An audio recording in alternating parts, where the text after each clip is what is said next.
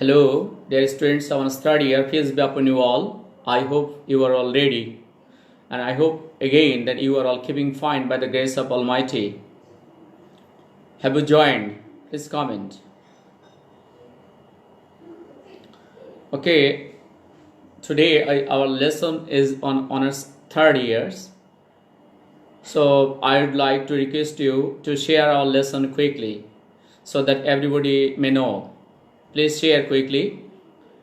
Okay, thank you. I will speak today in short, and I will speak so little as is possible for me, because I know it's not really possible for you to spend so long a time and to spend so many megabytes every day. So I will try to speak as short and as little as possible for us today.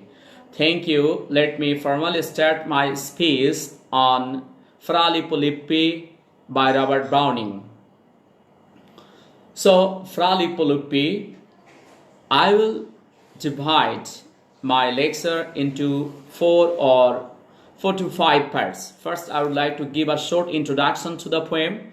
Secondly, I will talk about the theme of the poem. Thirdly, I will speak about the background of the poem. And fourthly, I will try to speak about the logical development and a bit of critical understanding of the text today. Though we know it is a long poem of 390 lines, so it's not possible for me to go line by line in text in an online class. So I would like to give you a short introduction, a common discussion on the poem that can be helpful for us in our understanding and answering the questions in the examination hall. My main focus is on your understanding and answering the questions in the examination hall. So I would like to start now. Fra Lippo Lippi. It is a famous dramatic monologue by Robert Browning. It was written and published in 1855 in his nice collection of poems, Men and Women. It is a poem written mostly in blank verse, though we know the most of the lines are roughly blank verse. There are some expressions of emotions, outbursts, rants, odes and ends, even songs in this poem. So this is about the background of the poem. Short introduction of the poem. Now I will talk about the theme of the poem. This poem, this dramatic monologue, deals with the life of an artist, of a painter. Fra Lippo Lippi. Fra means, I told you in previous classes, Fra means monk, means brother here also, means saint. So Fra Lippo Lippi, Fra means friar or monk or brother. Lippo Lippi is the name of that artist. I will tell about the background of this in later on. First, let me tell about the theme of this poem. The poet Robert Browning has dealt with the life of Fra Lippo Lippi, brother Lippo Lippi. But in this poem, he has tactfully infused his own philosophy of art and life also.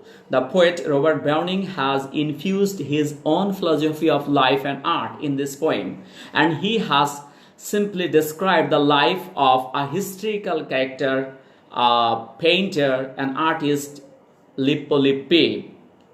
Now let me tell how the poet has started the poem. At the beginning, we know that Fra Lippo Lippi has been caught red-handed by night watchmen in Medici. Medici is a place in Italy, in Florence. So the night watchmen, that is the authority figures, catch hold of Fra Lippo Lippi and they interrogate him why he has been out at night, especially in the street, in the Red District. Red District is an English phrase. It means a place where prostitutes live, where call girls, prostitutes, conquests, concubines live.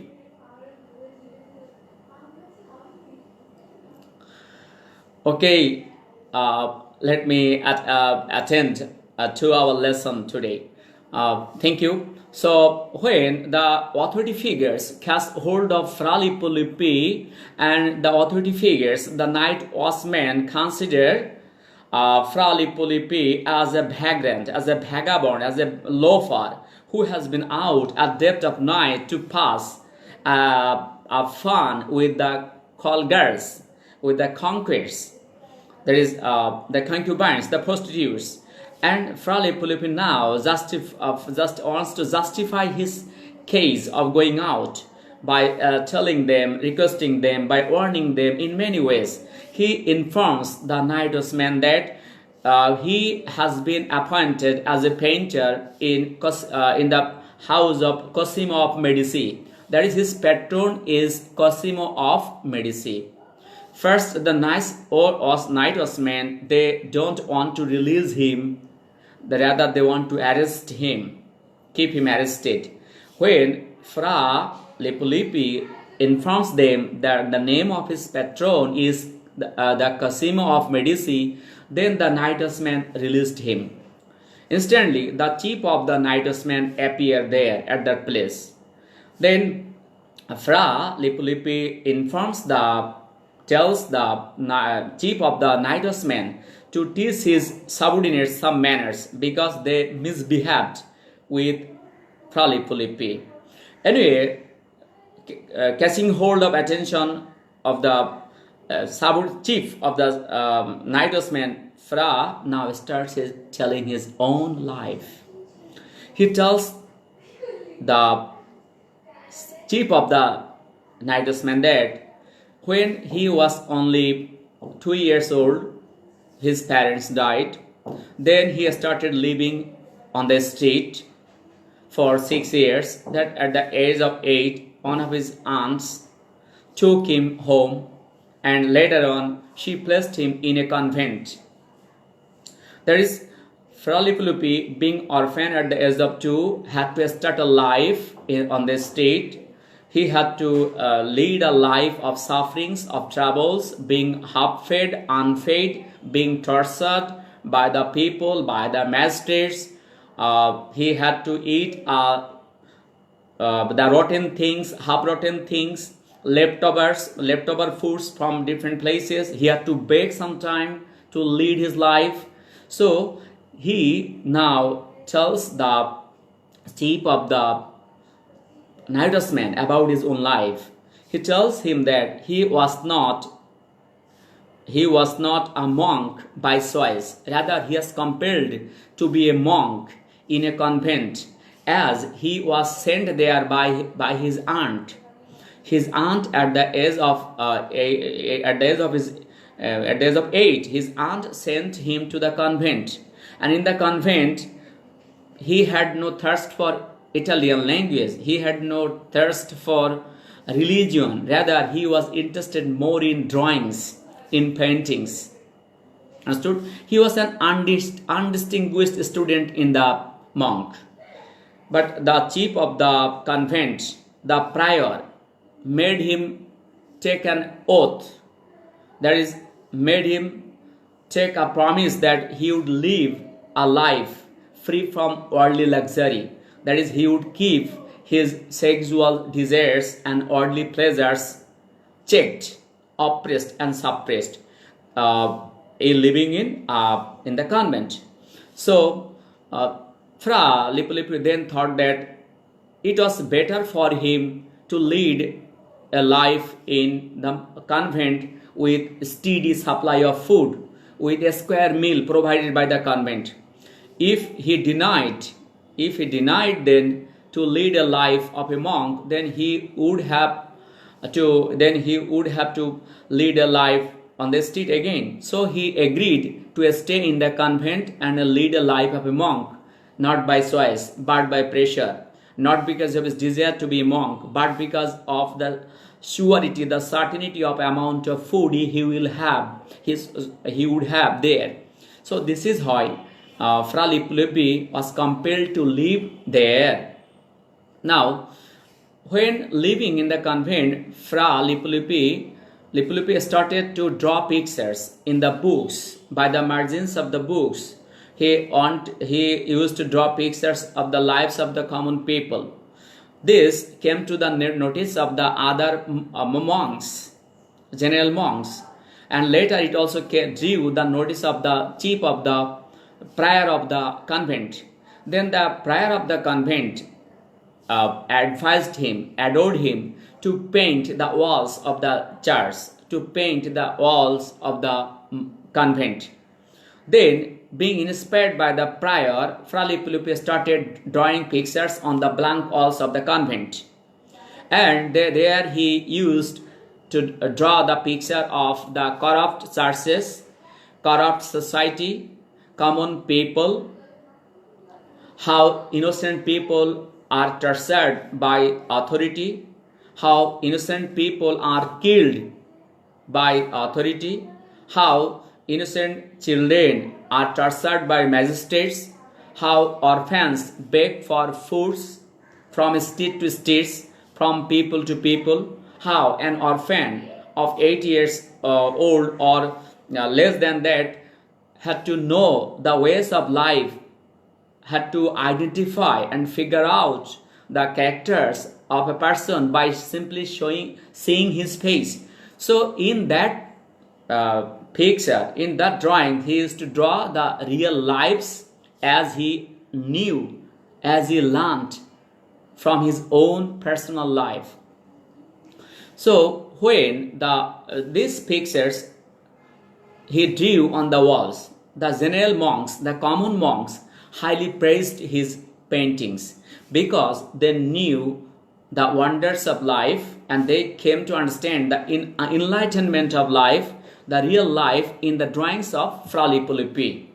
But the prior and the learned monks, the superior monks, had a different view, had a different idea about the paintings and drawings made by Fra Lippo on the blank walls of the convent. They took it negatively. They told him to expunge the drawings from the walls because to them, to the prior of the convent, to the learned and superior monks of the convent, it was illegal, it was immoral on the part of an artist to draw such pictures, because such pictures may draw people to sinful acts and activities. They had an opinion. The prior told Fra Lippo, paint the soul, never mind the legs and arms. This was the concept of art of the prior and learned monks. Paint the soul, never mind the legs and arms.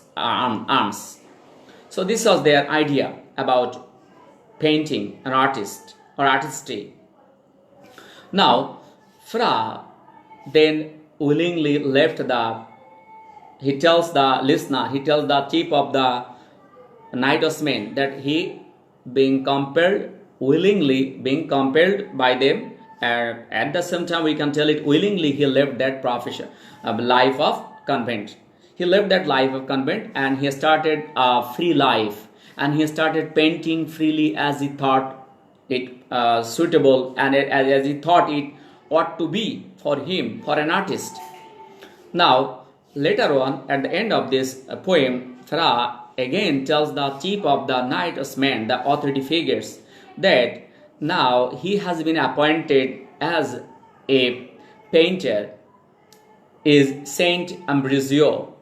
So there he has a plan to draw some pictures of God, Maiden, Madonna, that is Mother Mary.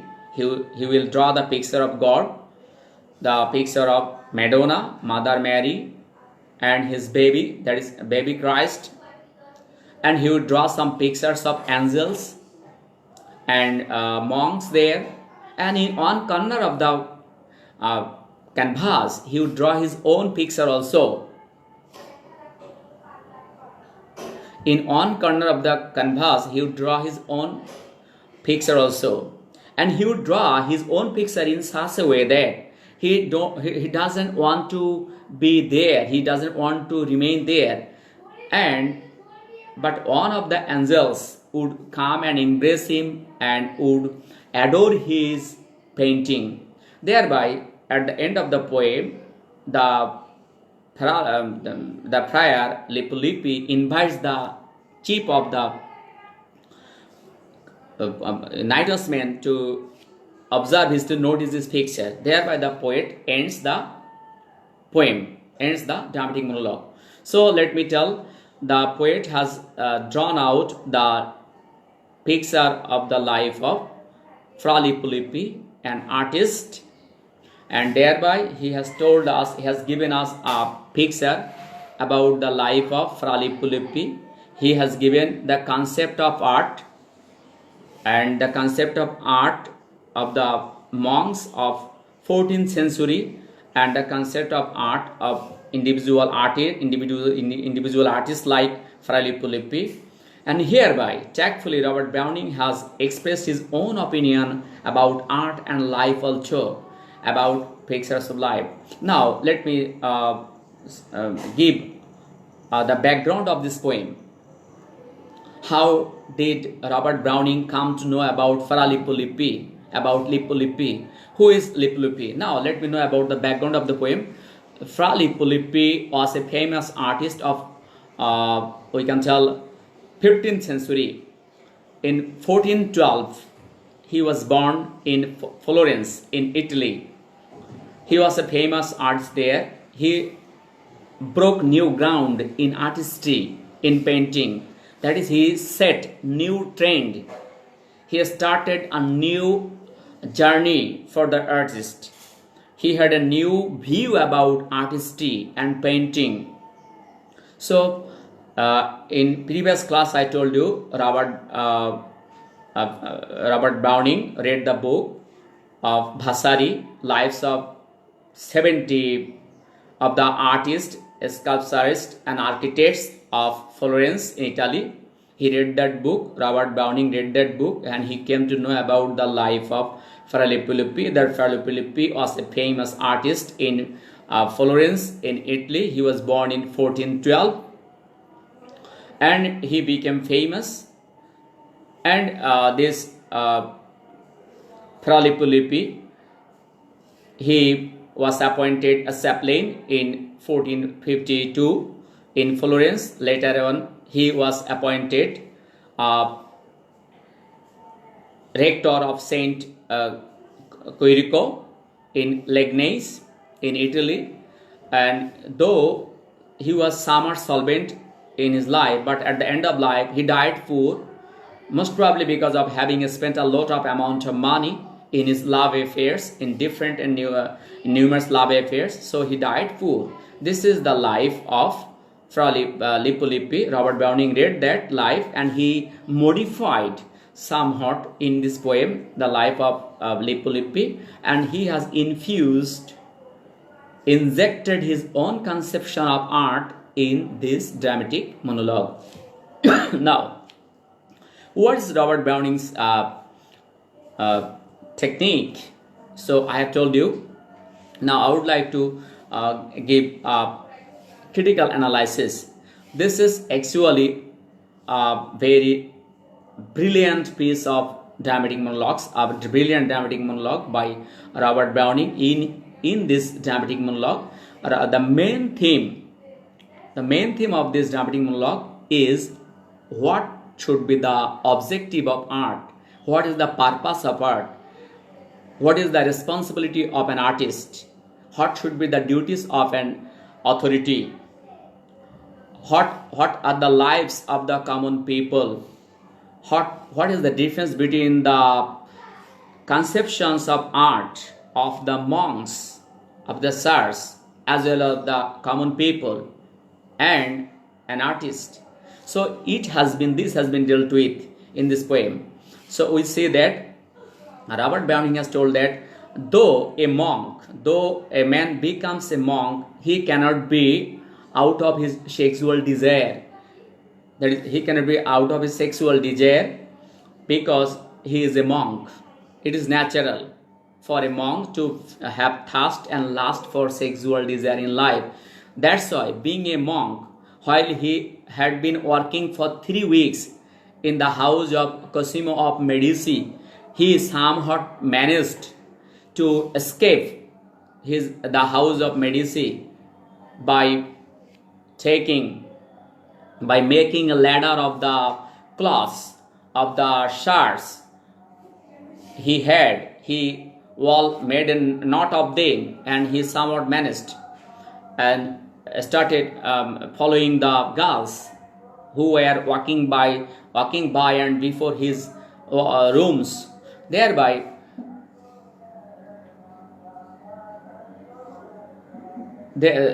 following his girls, and thereby he enjoyed secretly. Though outwardly he was a monk, inwardly he felt and he had thirst. He enjoyed. He felt thirst. He enjoyed the life of just like a libertine. So the poet has dealt with the main theme is, should art be true to life, realistic, or should art be didactic or moral? Should art be idealistic, moral, or should art be true to life? Should art be real like? So thus the poet has dealt with here the poet has given the description of our society also. How an orphan remains unfed, half-fed. How an orphan is tortured by the magistrates. How an orphan is compelled to take an oath not to kiss the girls at the age of 8, because we know in this poem Robert Browning has informed us about the oath taking of Fra Lippi. The convent made him compelled to take an oath that he would never kiss the girls. So this was the concept of the